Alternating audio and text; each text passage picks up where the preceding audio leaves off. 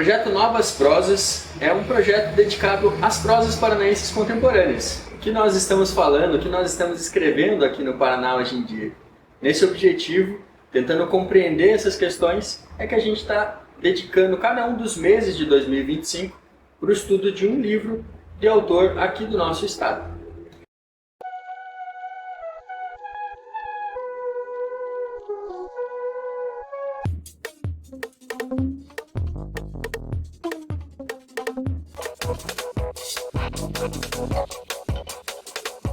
Lembrando que o nosso projeto Novas Prosas é um projeto realizado com recursos do Programa de Apoio e Incentivo à Cultura, da Fundação Cultural de Curitiba, da Prefeitura Municipal de Curitiba e do Ministério da Cultura e Governo Federal.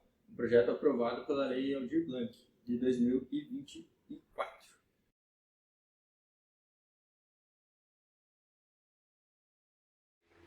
O nosso objetivo, ou melhor dizendo, o nosso método de seleção dos livros foi tentar entender quais são os nichos, em primeiro lugar, onde se concentra a produção literária aqui da cidade. A partir disso, da seleção desses nichos, onde percebemos algumas editoras, núcleos universitários, etc., nós buscamos daí mapear todos os livros e, depois disso, selecionar aqueles livros onde os autores ou os próprios títulos dos livros eram entendidos pelos seus pares como os mais importantes ou os mais relevantes para a cena literária daquele nicho. Isto posto, a ideia do nosso projeto, e até o final a gente vai ter todas as condições para fazer isso, é conseguir cruzar esses vários grupos e perceber o quanto eles têm de comum entre si, e também aquilo que eles têm de comum com os grupos diferentes deles mesmos, E, para nossa surpresa, a gente já vem vendo não só temáticas que se repetem, mas influências que se repetem em nichos diferentes. E isso é muito interessante de ver, porque tudo isso vai compondo um imaginário que a gente pode chamar de um imaginário paranaense contemporâneo. Quem sabe a gente consiga aí trazer bons insights para o estudo futuro da nossa literatura. Essa é a ambição. Por agora, ou nesse momento, vamos então entrar no livro desse mês, que é A Sombra do Pai. Desde que, entre o poeta e o leitor, aparecer a reflexão madura da crítica, encarregada de aprofundar as concepções do poeta para as comunicar ao espírito do leitor, desde que uma crítica conscienciosa e artista guiara um tempo a musa em seu trabalho e o leitor na sua escolha, a opinião começará a formar-se e o amor das letras virá naturalmente com a opinião. Esse é um trecho retirado de um artigo publicado no Diário do Rio de Janeiro de 1866 por Machado de Assis, falando sobre a importância da crítica literária. E esse trecho e esse texto está publicado numa das obras que o Luiz César de Araújo foi editor. A obra O Remédio é a Crítica, de 2015. É uma coletânea de ensaios do Machado de Assis, ensaios sobre crítica literária. Além desse livro, onde o Luiz César de Araújo participou como editor, ele também foi autor de outros 4 livros. A Vida é Traição, uma coletânea de contos, publicada em 2015 também. A Sombra do Pai, o nosso livro nesse estudo, publicado em 2017. Novamente A Sombra do Pai, numa segunda edição, de 2022. E o seu novo livro, uma coletânea de contos, A Surpresa, publicado agora, em 2025, inclusive com lançamento sendo feito nesse mês de julho de 2025. Então, algo muito contemporâneo aí da nossa fala. Bom, o Luiz, apesar de ter esse histórico como escritor, ele é ele tem na sua profissão, a sua profissão não é ligada, melhor dizendo, à escrita propriamente dita ou ao ambiente acadêmico. O Luiz, ele é um servidor público, que trabalha ali, ele é formado em Direito, vive em Curitiba, trabalha aqui em Curitiba também, é pai de 3 filhos e casado com a sua esposa já há um bom tempinho. Então, dando esse contexto, que eu acho interessante para a gente saber um pouquinho do autor, uma pessoa que está aí no universo das letras, mas isso não compõe o todo da sua vida. Dito isso, vamos então entrar dentro desse livro, A Sombra do Pai. E na medida do que for interessante, a gente resgata um ou outro ponto da vida do autor, mas eu acho que esse livro em específico ele tem uma autonomia em relação à vida do autor e a gente quase nem vai precisar se apoiar tanto nesses elementos para fazer a sua interpretação. O livro A Sombra do Pai é um livro todo narrado em primeira pessoa, mas essa narração em primeira pessoa ela não é uma narração unívoca. A gente vai perceber que há uma dissonância na voz desse narrador. Os eventos que ele está narrando se passam num período diferente do período, diferente do seu nível de maturidade enquanto narrador. Então a gente percebe por isso que trata-se de uma rememoração de um período muito importante da sua vida, o período da sua adolescência. E mais do que isso, a forma como ele está rememorando, a forma como ele trabalha a sua linguagem também é muito significativa. Ela vai apresentar para a gente duas intenções que a gente vai desmembrar um pouquinho na sequência.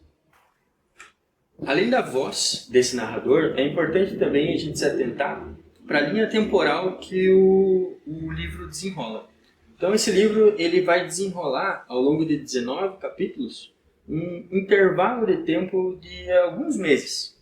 Esses meses, e ao longo desses meses todos, são focados ou são apresentados situações que acontecem em 24 dias. Isso vai ser interessante para a gente ver um pouco dessa estrutura temporal e também um pouco desse arco narrativo, os momentos de ápice, de importância dos eventos que acontecem nessa história. Por fim, o texto apresenta para a gente, no final da nossa análise, dois sentidos que são muito evidentes e um que não é tanto assim.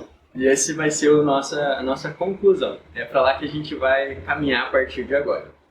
Bom, começando pelo primeiro ponto, que é o ponto da narração. Há um elemento de afetividade muito forte nessa voz desse narrador. E para isso eu trouxe aqui um quadro do nosso pintor Lange de Moritz, um quadro chamado Paisagem. E eu acho que ele consegue trazer em imagens um pouco desse tom da escrita. Notem que nessa imagem tudo parece um pouco esfumaçado, assim, né? Os contornos das árvores, da casa, dos morros, eles não são tão nítidos assim. E é justamente essa falta de nitidez, essa coisa meio esfumaçada, né, que dá pra gente a impressão de um sonho. Se não um sonho, uma memória muito querida. Então essa nostalgia dessa pintura é algo que a gente consegue perceber no tom da fala, no tom da escrita desse texto. Há um elemento de nostalgia aqui, uma carga afetiva muito forte. E para isso, acho que vale a pena a gente tentar lembrar de algum momento interessante da nossa infância ou da nossa adolescência. E tentar lembrar um pouco de como que isso reaparece para nós enquanto adultos. A título de exemplo, eu lembro muito nitidamente, que lá na virada ali dos anos 99 para os anos 2000 havia uma esperança na minha família para os anos 2000, não só na minha família, mas em geral, passagem do milênio. E eu lembro de olhar assim de baixo para cima minha mãe, enorme, encostada, ao lado de uma geladeira azul.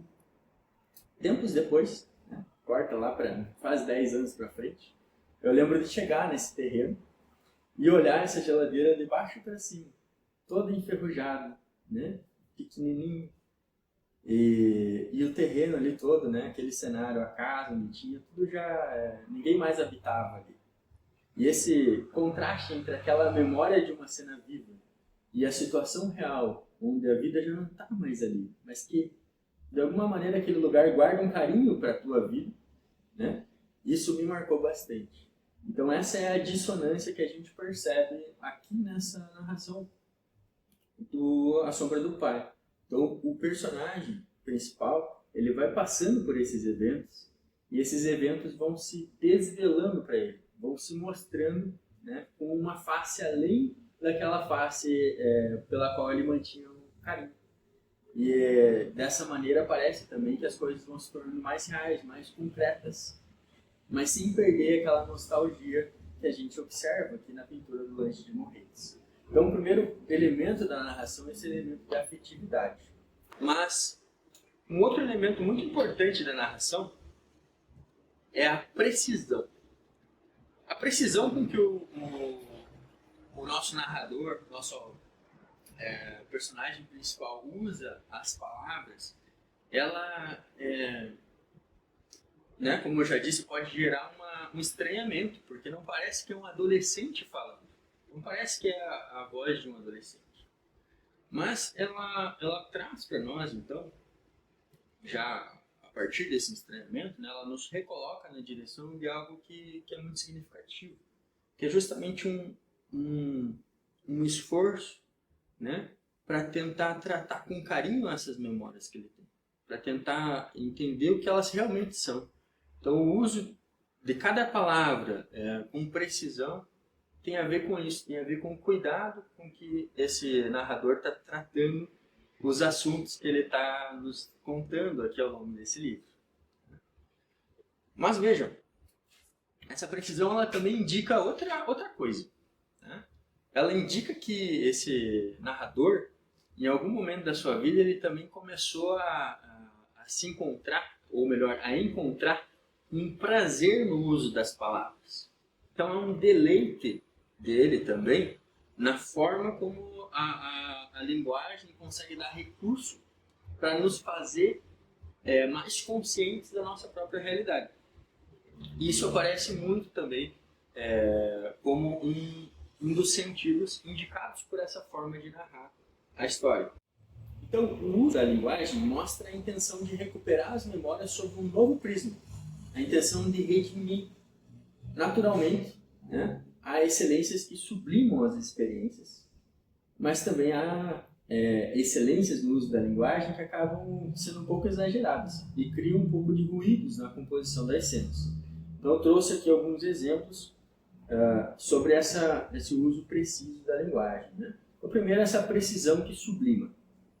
Lá na página 75, Luiz escreve assim: o ônibus encostou na rodoviária de Veracruz, já era fim de tarde e esmaecia um sol de primavera à hora do poente, hora em que as sombras se inclinam alongadas à luz oblíqua, em dimensões desproporcionais. Veja, muito bonito, né? Realmente um trecho muito bonito. Outro trecho agora, na página 144. O sol varava as folhas do plátano impotente que se erguia atrás da cerejeira, a copa lá no alto balançando. Na página 180, agora um outro tom, mas também esse elemento da precisão, né? Major ria mostrando a dentição grossa, amarelada, as ventas largas. Você veja a imagem do Major com as ventas largas, rindo, um dentão, né? Parece muito clara na mente. Na página 184. E sem que nos apercebêssemos, no firmamento plúmbeo despontaram as primeiras estrelas. Na 203. O sol imóvel pendendo no céu sem nuvens e a tarde tépida enregelava minha alma. E na 204. Havia agora um ipê roxo plantado à beira da lagoa, refletindo seu esplendor à face das águas, que agitavam-se ermas e faiscantes aos raios do sol oblíquo. Então, esses trechos todos a gente vê uma precisão no uso da linguagem, que é uma precisão que gera beleza mesmo. Então, são memórias que são elevadas, são sublimadas, né? Por conta dessa forma delas serem trabalhadas na linguagem. E isso é muito interessante, né? Porque A Sombra do Pai consegue nos dar, então, trechos de grande beleza. Mas, veja, um risco, né, dessa precisão no uso da linguagem é criar alguns ruídos, né? Passar um pouquinho do ponto em alguns trechos. Eu trouxe aqui 4 exemplos para a gente ver isso. Na página 31. Naquele dia, como adrede combinado, tínhamos coisa mais interessante para fazer. Bom, esse adrede aqui, ele está sobrando, né? Se a gente adrede, de repente. E aí na página 41. Naqueles dias a prefeitura asfaltava a rua de fronte de casa. Então o de fronte, preciso. Mas alguma coisa não desce nesse de fronte, né? Depois, na página 95. Achava aquilo deveras engraçado. deveras aqui gritando. E depois na 181. Apanhei nada, briguei. Na aula de educação física, me pegaram em 3 prevalecidos. Rasgaram meu uniforme. Então você veja que em alguns momentos, uma palavrinha ou outra, por mais precisas que elas sejam, elas criam um ruído que não conseguem elevar aquele trecho a um patamar de beleza, como a gente viu nos exemplos anteriores, mas que criam um ruído na experiência de leitura. O leitor fala, isso aqui não encaixou legal. Então, esse é um elemento aqui da narração precisa que é um risco. Né?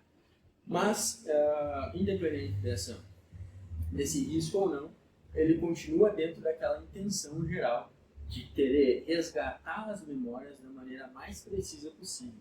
E, portanto, isso mostra um carinho por todas essas imagens, essas situações, esses eventos que o autor está narrando. Então, mesmo tendo passado um pouquinho do ponto nesses exemplos, a gente vê que o sentido se mantém. Bom, vamos avançar para o nosso segundo ponto de análise, que é a questão da estrutura temporal do texto. Tá? Então, eu apresentei aqui uma linha do tempo. E nessa linha do tempo a gente consegue ver bem claro os dias. Então, em cada uma dessas bolinhas a gente vê os dias que estão sendo narrados. Então, dia 1, 2, 3, 4, até o dia 24. Mas a gente vê que esses dias eles não acompanham a estrutura dos capítulos. Então, tem capítulos que tem mais de um dia sendo narrados. Tá? Isso é muito interessante. Tem, às vezes, um dia que possui mais de um capítulo para ele ser desmembrado. Então, essa linha temporal ela é interessante de a gente acompanhar. Eu não vou passar por todos os detalhes de cada um dos dias, mas é interessante a gente perceber, de uma certa maneira, uma divisão do livro, né, subjacente aí a essa divisão dos capítulos, que está explícita, mas uma divisão em blocos de 8 dias. Então, os primeiros 8 dias são dedicados a narrar o que acontece na praia, em Balneário Camboriú, enquanto o nosso personagem, a sua família estão vivendo lá. Então, o Luciano, enquanto vive na praia, ele tem ali um romance na escola, com uma colega de escola, a Janaína. A gente vê também algumas peripécias, algumas brincadeiras que ele tem ali com seus colegas. Umas delas passam até um pouco do ponto, mas é muito interessante ver essa traquinagem. E acho que todo mundo, assim, principalmente que já está na casa dos seus 30, 35 anos, vai se identificar com algum ponto desse, com alguma dessas brincadeiras, ou então para quem teve uma vivência, mesmo sendo mais novo, em cidade menor, são situações assim acho que bem familiares aí para o dia a dia do brasileiro, né? Essas situações todas, elas coincidentemente casam com um problema familiar que o Luciano não percebe muito bem, que é o problema da sua mãe com o seu pai. Seu pai, ele, enfim, é um alcoólatra, né, que tem um tratamento assim muito complicado com ele e com a própria mãe dele, é violento, enfim. E por conta disso, né, a sua mãe acaba movimentando ali algumas situações para que o Luciano volte a viver um pouco com a avó, né, a mãe do pai dele, do pai do Luciano, em uma fazenda onde ele já vivia. E aqui vem algo muito interessante, porque o livro ele abre, né, com o Luciano sonhando com essa fazenda. Então, a princípio, a fazenda ela representa o sonho para ele. Mas a gente vai ver que isso não continua sendo mais assim. Bom, nosso próximo bloco de 8 dias é então nessa fazenda. Aqui a gente tem, né, todos os dias apresentados para todos. E nesse primeiro momento, nesse bloco de 8, no segundo bloco de 8 dias, a gente vê um pouco do dia a dia nessa fazenda.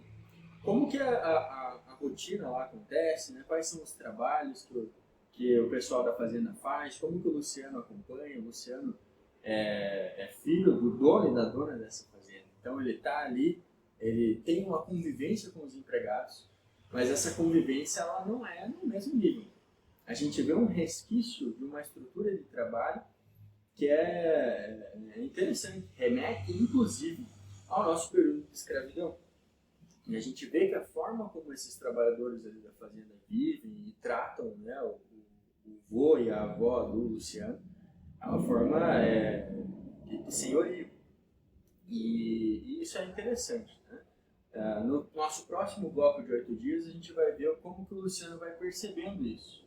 Mas, num primeiro momento, ele está se esbaldando, né, com as diversões que a fazenda oferece. Então, é muito interessante ver ele passeando pelos vários cenários que a fazenda nos oferece, né? E é divertido. É interessante ver até uma certa inocência dele em algumas situações. Mas mais interessante do que isso é perceber como que essa inocência ela vai sendo perdida, ou melhor dizendo, ela vai esmorecendo. Porque o Luciano, pouco a pouco, nas suas próprias vontades de adolescente, ele começa a manifestar alguns desrespeitos, alguns vícios, né, que a gente já podia ver no bloco anterior que existiam no seu próprio pai. E é interessante que esses vícios a gente vai vendo também na família do Luciano. Seu avô, na sua avó, nos seus tios. E aos poucos, no contato que ele vai tendo com os vários empregados da fazenda, a gente vai percebendo que a história da família dele é muito pautada por esses vícios, né? Então, o Luciano, ao mesmo tempo que se pergunta, nossa, como que essas maldades, né, porque ele vê essas maldades acontecendo, como que elas surgiram?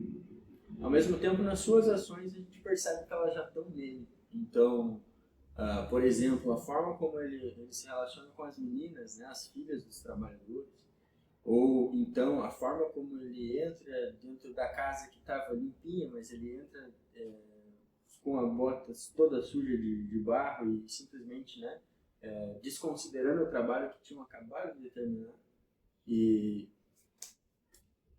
não importa, limpem de novo, né? Ele é o senhor da casa. Então, essas coisas todas vão aparecendo de uma forma sutil para nós. Mas nesse período, nesse segundo bloco de 8 dias, essa sutileza ainda permanece. No terceiro bloco temporal, enfim, a gente começa a ver esse esfarelamento da fazenda como um sonho. Aqui, as coisas, essas vicissitudes da família do Luciano já nos aparecem de forma muito nítida e aparecem não só para nós, mas também para o próprio Luciano. Então ele já começa a entender um pouco do que está acontecendo ali e até a sua forma de tratamento com a avó vai mudando um pouco. Mas veja, é muito interessante perceber que no momento em que ele recebe uma ligação da mãe dele, dizendo, né, que ele não precisaria mais ficar ali, que ele voltaria, que agora já tinha acabado o seu tempo de ficar ali na fazenda, e isso já tinha decorrido ali alguns meses que ele estava morando ali com a avó dele, né? Então, no momento que ele recebe essa ligação, até o momento em que ele vai encontrar sua mãe, há um misto de emoções para o Luciano. Uma negação, um sentimentalismo, assim, uma contemplação, uma vontade de ficar naqueles lugares um pouco mais de tempo só olhando tudo, mas tentando gravar, né, capturar ali as suas últimas imagens daquela fazenda. Até que, né, ele encontra a mãe dele na rodoviária e ali há até mesmo um embate com a sua mãe, né? Uma negação de que aquilo tudo vai ter que ser abandonado, que o pai dele vai ser abandonado. Mas mesmo assim ela firma o pulso e o leva para viver então com a mãe dela, né?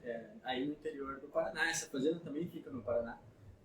Então só situando aqui, né? Balneário para uma cidade aqui no Paraná e depois para outra cidade, Apucarana, né?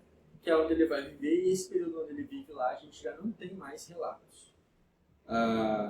O último capítulo mostra ele se encontrando com a mãe dele na rodoviária, depois de ter saído da fazenda, e também nos mostra ele já adulto, né, com a sua mãe, indo até a fazenda porque seu pai havia falecido. Então, é interessante perceber daí, com esse olhar de adulto, ele chegando ali e realmente assim tendo um fechamento desse arco da fazenda, da importância da fazenda e também da importância do pai dele. Bom, essa linha temporal ela é interessante, né? Dá aí essa divisão entre 3 blocos de dias, né? De 8 dias, ela nos dá então também 3 momentos, 3 tonalidades, né? 3 ambientações assim, em que a história ela é passada. Isso é muito interessante para acompanhar a leitura de todos aqui que estão nos assistindo. Mas, afinal, o que tudo isso quer dizer? Qual o sentido desse livro? Bom, 2 sentidos são muito evidentes. Em primeiro lugar, há uma documentação de um Brasil que já não é mais. Há uma documentação de uma transição do estilo de vida no Brasil. Então, de um Brasil, a princípio, mais rural e que vai ficando para trás, vai cedendo espaço a um Brasil mais urbanizado. Então, esse livro, sim, ele documenta um pouco dessa forma de viver no nosso país. É uma forma aí que quem tem 30, 40, 50 anos experimentou um pouco disso. Mas quem tem menos, uns 20, 15, 10 anos já não experimenta mais. Muito difícil, talvez em algum recanto ou outro do nosso país. Mas, então, importa que esse livro ele tenha de uma certa maneira, esse ímpeto memorialístico ou documental, né, dessa maneira de viver. E daí também um pouco desse elemento de nostalgia, né? Mas há um outro sentido aqui, não mais sociológico, mas pessoal. Esse livro ele diz respeito a aquelas situações complicadas que a gente carrega no nosso passado, que continuam, de uma certa maneira, nos definindo enquanto pessoa, e que em algum momento a gente precisa dar conta dessas situações. A gente precisa pacificar o nosso passado. E não só pacificar, mas também nos despedir dele. E aqui, o passado do Luciano vinha com uma carga muito complicada, né? Principalmente em relação ao seu próprio, à convivência que ele teve com o seu próprio pai.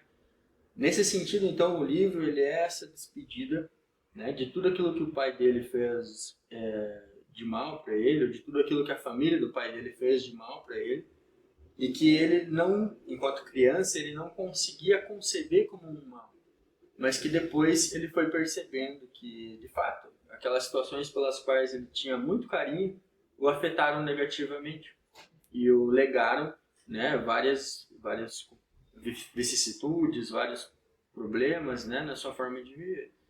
Então, um sentido também muito evidente no livro é essa forma de conseguir integrar o passado de uma forma pacificada e bem esclarecida dentro da sua própria biografia, dentro da sua própria vida. E é isso que o Luciano faz aqui.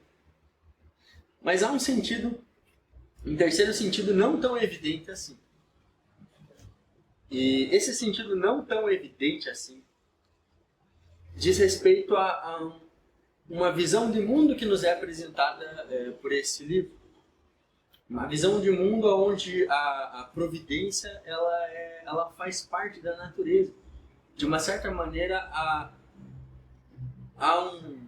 um resguardo na vida do Luciano, né? Há um cuidado na vida do Luciano que ele nem sabia que ele precisava e que acontece com ele.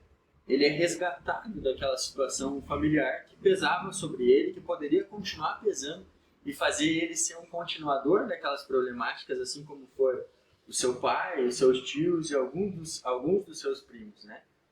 Mas na sua vida, na vida do Luciano, houveram 2 coisas que o resgataram. Em primeiro lugar, ou melhor, vamos começar pelo segundo lugar, né? Em segundo lugar, aquilo que ele consegue mostrar para a gente várias vezes, que é o uso da linguagem. Então, a cultura que ele adquiriu enquanto estudante, depois do direito, ou como ele foi desenvolvendo a vida dele, né? tudo isso fez com que ele pudesse ter mais consciência da própria vida, pudesse expressar melhor, com mais precisão, com mais nitidez, né? Todos os meandros daquilo que ele viveu e que era importante para ele.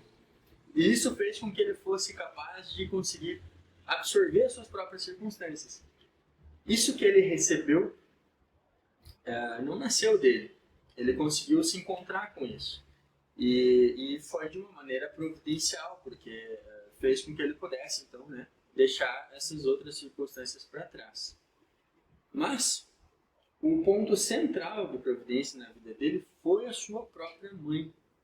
A mãe dele que fez todo um esforço, que movimentou toda a situação para que ele fosse de fato tirado da presença complicadora e dessa influência tão negativa que esse ambiente da fazenda ou o convívio com o próprio pai traziam para a vida do Luciano e para a vida dela também, né? Então a mãe dele é essa figura da providência sobre a própria vida dele, e isso tudo, né, fica tão cristalizado, fica muito bem posto na imagem de quando ela vai começar essa movimentação e mandar ele para a fazenda, né? E aí ela escreve um versículo bíblico e deixa com ele, e nesse versículo bíblico a gente tem justamente esse trecho que dá título ao livro, né? Então, aqueles que estão à sombra do Pai, né, de alguma forma serão resguardados, serão cuidados. Então essa confiança de uma providência que pode, né, sim, oferecer caminhos para uma elevação da vida, ou caminhos para uma melhor compreensão da própria vida, me parece ser esse enquadramento geral em que a obra ela é colocada, e que de uma forma muito sutil, mas muito constante, vai sendo também apontado para a gente ao longo da leitura. Isso não está muito evidente. É possível que alguém feche as páginas desse livro após a leitura e não perceba esse elemento tão importante, né? E que perpassa aí todas essas páginas, e que, ao meu ver, acredito que é o sentido principal e mais fundamental dessa obra do Luiz César de Araújo, um nosso aí contemporâneo e conterrâneo também. Agradeço a atenção de todos por terem dedicado esses minutinhos a ouvir um pouco da nossa análise e interpretação desse livro. Se alguém tem algum elemento a mais para ressaltar, por favor, né, mande um comentário, compartilhe conosco a sua visão também, e siga esse projeto Novas Prosas no Instagram e acompanhe também os nossos próximos estudos que acontecerão na Biblioteca Pública do Paraná de maneira presencial, mas também serão postados aqui no canal do Café do Escritor mensalmente.